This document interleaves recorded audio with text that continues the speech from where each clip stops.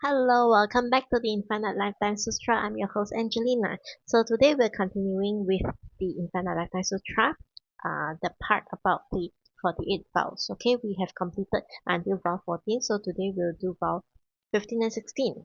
Okay, 我做佛时寿命无量. When I become a Buddha, my lifespan will be infinite. 国中生闻天人无数. All there will be so many people in my Buddha land, okay, infinite numbers. 寿命一劫无量, their lifespan will be infinite as well, okay. So 假令三千大千世界众生悉成圆觉于百千劫，悉共计较，若能知其量数者，不取正觉。If let's say other beings from other Buddha lands, okay, regardless of what level they are, okay, if they are able to know the exact number of how many people I have in my Buddha land and what is the lifespan in my Buddha land, okay, then I will not be able to become a Buddha. Okay, this is Amitabha's vow number 15 and 16. We broke it into two. Okay, vow 15 and 16. Okay, vow 15 is that the infinite lifespan. Okay, and then the other one is the 声闻无数愿. That means how many are already achievers in my Buddha land.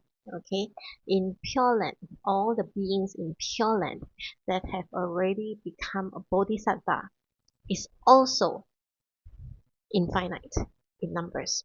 Okay, nobody will be able to know how many there are because continuously, okay, even as we are speaking right now, Amitabha Buddha is collecting those who are willing to go to his Pure Land, not just our earth, okay, our world, but in all Buddha worlds, in all directions as well.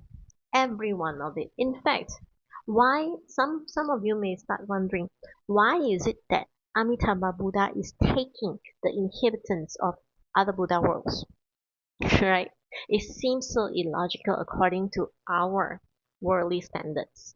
If let's say you talk about one country and another country, if another country were to take your country's citizen, then you will be screaming, why are they taking our people, right? But this is in contrary to Buddhas, okay? Because Buddhas know that they are one with us, we are one with them. It does not matter where they go, okay? They are still one with us. We are also one with them. So all Buddhas, okay, they all praise Amitabha Buddha. Okay, that's why he got the name 佛中之王, the king of all Buddhas. Okay, he is. There are many different kind of praises, I would say, when we talk about the Buddhas. Okay, like Vairocana Buddha, he is the originator. That means all of us originated from Vairocana Buddha. Okay, and then when we're talking about Amitabha Buddha, so it is that all of us, okay, all the Buddhas agree that he is the king of all the Buddhas because of these 48 vows.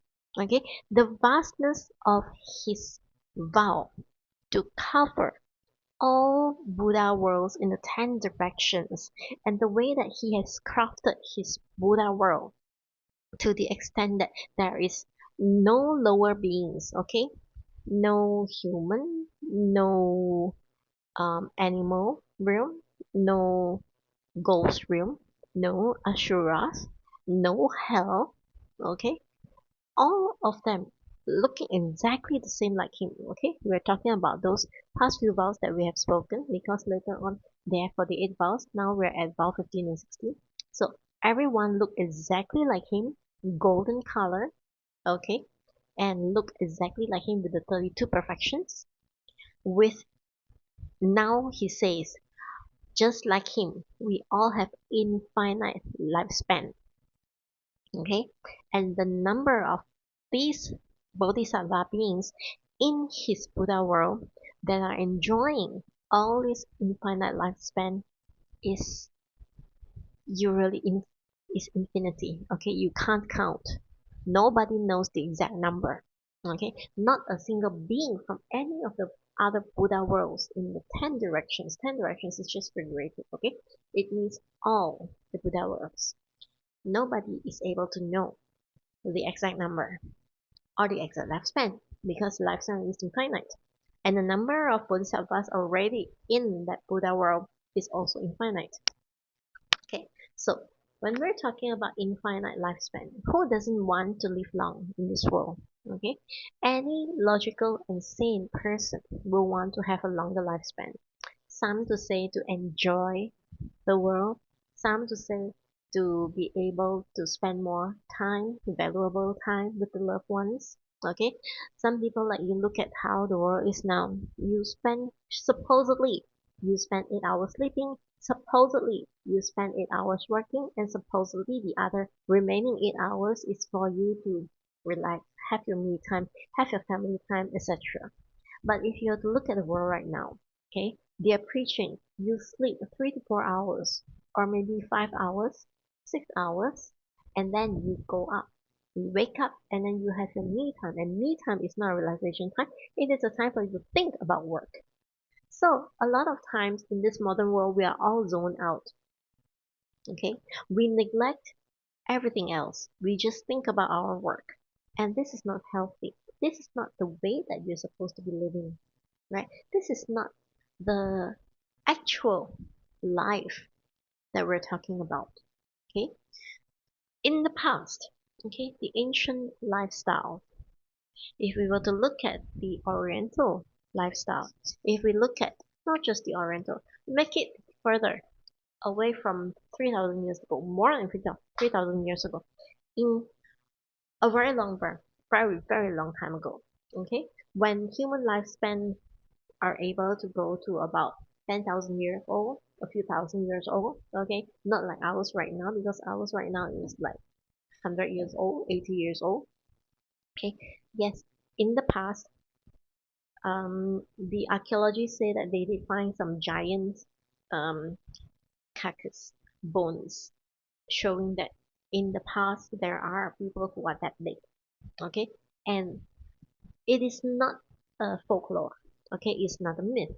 In fact, if before our civilization, okay, this current civilization, the world was already there. And during that time, if you look at this infinite lifetime sutra itself, okay, the age of the Buddha that is teaching Amitabha Buddha when he was a Bodhisattva, okay, how many kalpas he was teaching, okay, and how long was the time that Amitabha Buddha, as a bodhisattva, as a monk, he studied under this Buddha for a very long time, counting by the kalpas, thousands of years.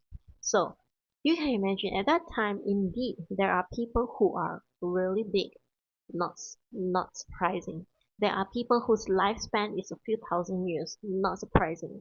Okay, but in times of old, okay, even if you're talking about ancient Indian civilization, okay, excuse me, they have already said that if one person, okay, if a king of a country, if a king finds that he has a one single strand of white hair appearing on his head, what does he do? He doesn't go and dye his hair. They don't do that. Okay, what they do is the moment they find a white hair appearing from the head, he will descend from the throne and pass the throne over to the crown prince. Okay, pass it over to the younger person. And of course, the younger people back then has more wisdom than the young people now because they do have quality education and they do have older, wiser people guiding them all the while from the day of their birth. Okay, the crown prince, from the day of their birth, they will have the wise ones, we call them. Okay, the wise ones to teach them and to guide them as they study along, as they grow up, until they are able to become the crown prince. Okay, but what do we see today? Today, right, the family unit system has fallen. Okay, it is disintegrated. Families don't live with their parents and their children, right? Elderly people are being sent to old folks home. Okay, the family unit has basically collapsed. Okay, and so when younger generation do not have an older generation to start teaching them values, to start teaching them about morality, but instead they are being brought to schools or wherever they are by the society, being taught by the society. The society is not your family. The society start teaching you things that pollute your mind. Okay, pollute the younger mind. They will think that bad is actually good. So it gets topsy-turvy. Some people actually preach that don't be so kind, don't be so good, because you will suffer. But in the ancient times, people are taught be good to others, because when you do good to others, then others will do good unto you. This is the law of karma. In the ancient times, they know the law of karma. But today, because the society is so much into this moral education, and so the law of karma is being ignored. They think that all the things you have to be really stern, you have to be taking a lot of strategies and tactics instead of using your heart to do your work. Okay, it's like I must profit from this. I don't care in anything at all. I must make sure that my profit is being protected at all cost. Okay, at all cost. And the bigger that position is, the bigger that cost will be. Okay, for some it could be, if let's say they are leaders of a nation, the cost could be the lives of the civilians.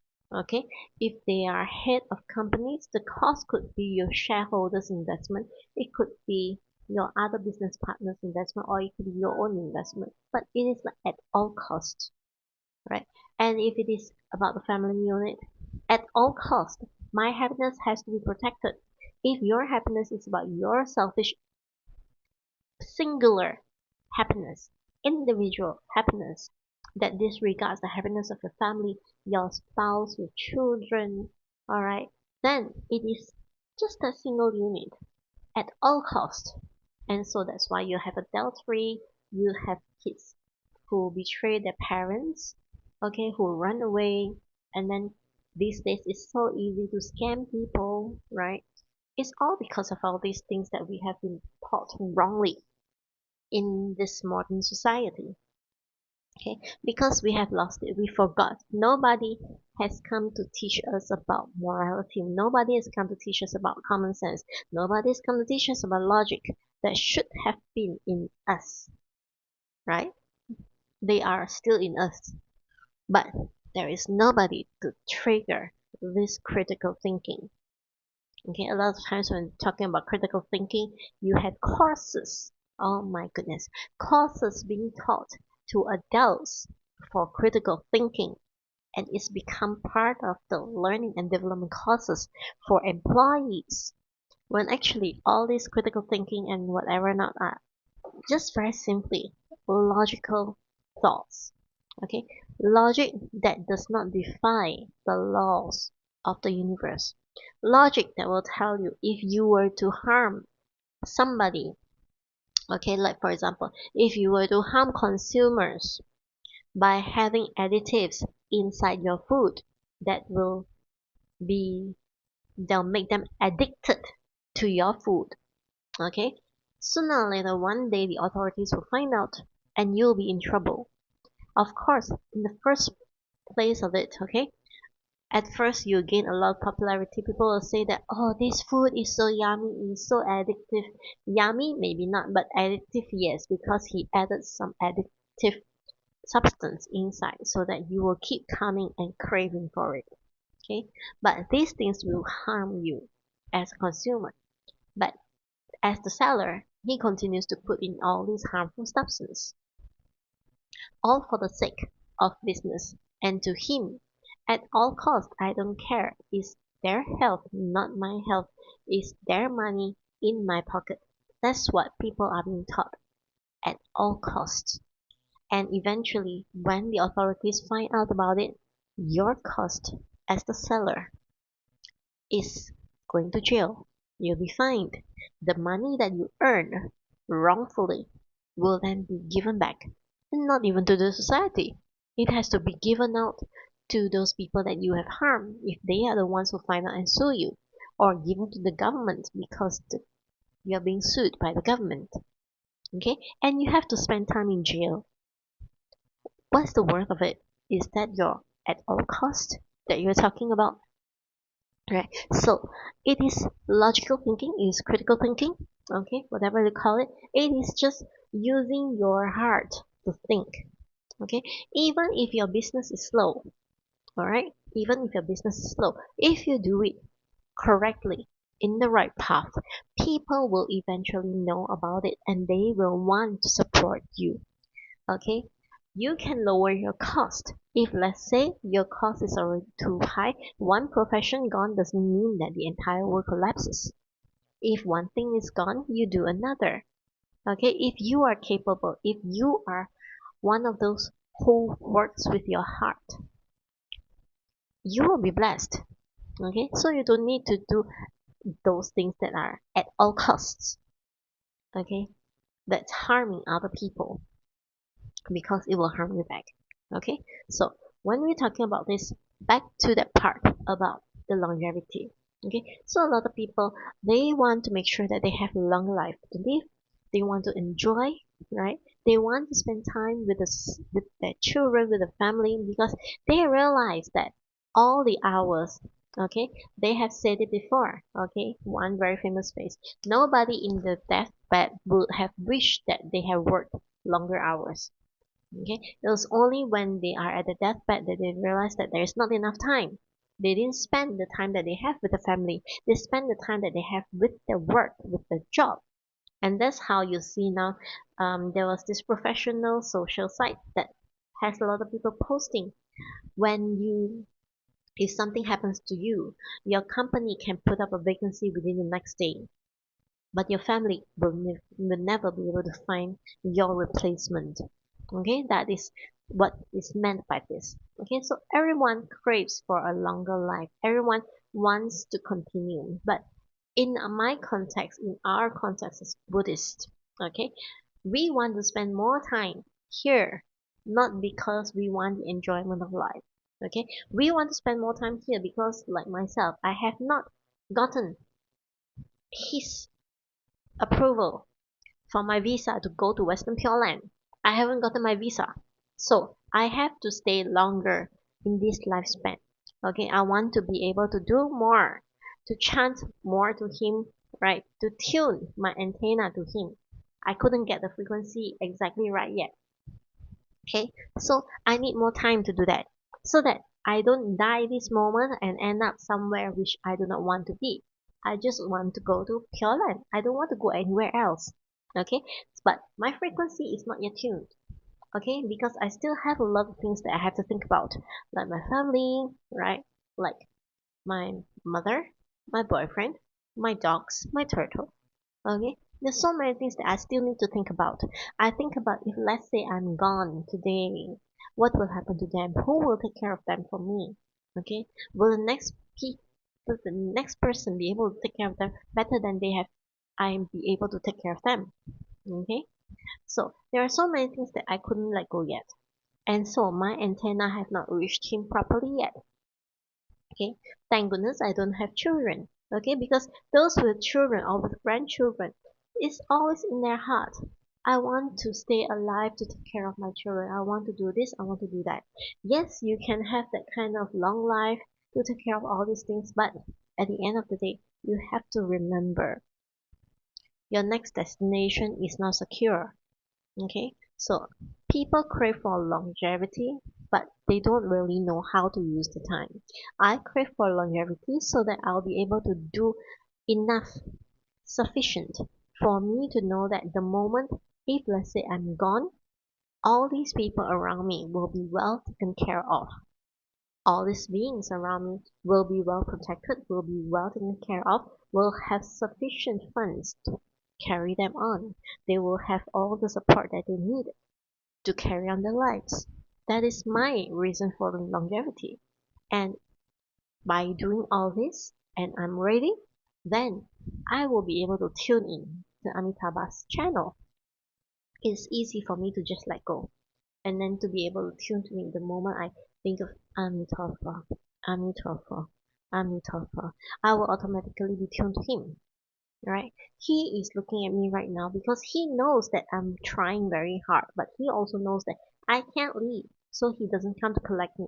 I can't leave not because that I can't leave, but because my heart couldn't leave all these people behind me, all these beings behind, my dogs, my boyfriend, my mother, okay, my sibling.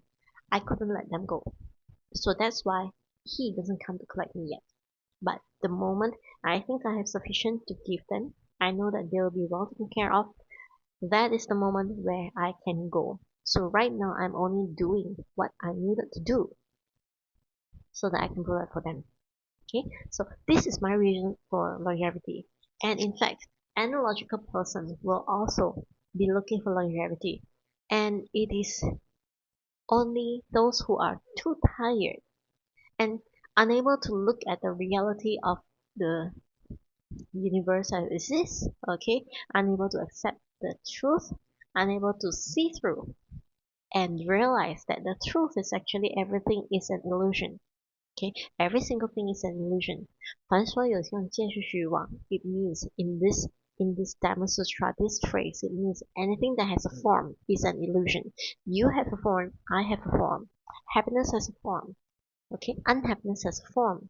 Okay, everything around us has a form. So actually, this is an illusion. Even those people around you are illusion. They are created because you have created them from your karma, from your craving, from your imagination, and then from your imagination you accumulated all these different karma, and so you created all these people around you. Okay, so whether the good or the bad, it is in your imagination. You crafted it. Okay, some people they may think that, oh, this one is not good, but the same incident, if you were to put it on someone else, the incident is good. Okay, like for example, if I were to tell somebody who is earning like 20k a month, okay, let's say we get somebody who's earning 20k a month, and we strip this 20k a month person of his job. Okay, what will happen? You think that, oh wow, this is so sad, he lost 20k job. Okay, but if you were to stand in the viewpoint of somebody who knows that this 20k earning person is suffering from mental depression, from that perspective, losing that job seems like a great idea. Okay, if he cannot let go, the losing job is that part that forced him to let go, and he can finally let go and relax himself. Okay, so you have to be able to look at all these things from different perspective and look at it at the positive perspective, at the good of it, because everything that happens to you is for a good reason. It has something good that will come out of it. Okay, you have to believe it, otherwise your life will always be miserable. All right, so other than that, okay, we're talking about infinite, so we are not the only ones who can go to Pure Land. All beings from all the other Buddha worlds, wherever they are, they can go to Pure Land too. It is just a matter of whether we can let go enough to go there. Okay, whether we are really 100% able to let go of everything we have over here and go there. Okay, so this is the distinguishing factor that determines whether you will successfully go up or you will still stay in these 6 rooms of existence, continuous exhaustion. Okay, so infinite lifespan. When Amitabha Buddhas, when the Buddhas become Buddhas, okay, when the Bodhisattvas they to achieve Buddhahood, or when they go to Amitabha's Pure Land, the lifespan is infinite, but there is no suffering over there. Okay, what you have over there is like a huge university.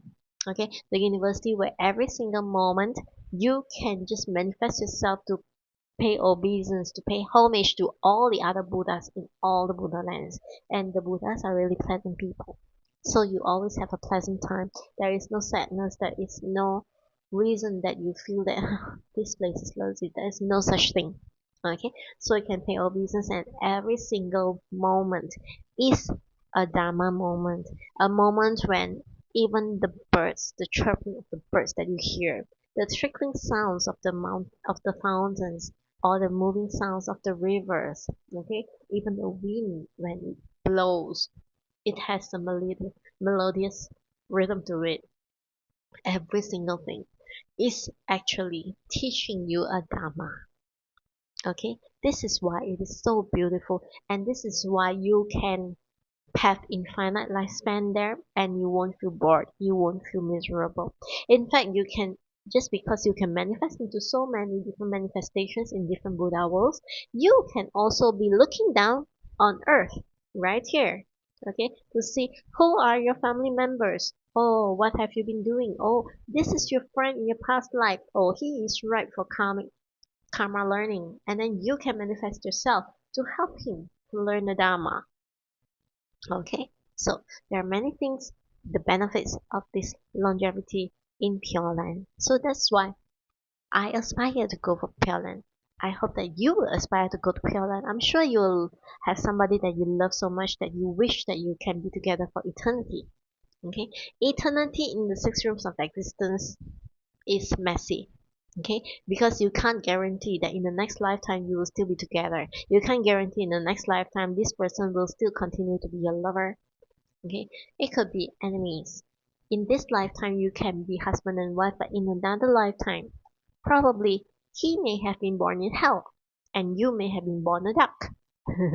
Okay, or some other animals, and after some time, okay, you start forgetting each other, and then probably when the time that you meet again is potentially you have forgotten about all these things. Although you have a great relationship, when you meet again, it's probably going to start with a good relationship, but anytime, because of some small bickerings, you might fight with each other, and you may turn into enemies in different lifetimes.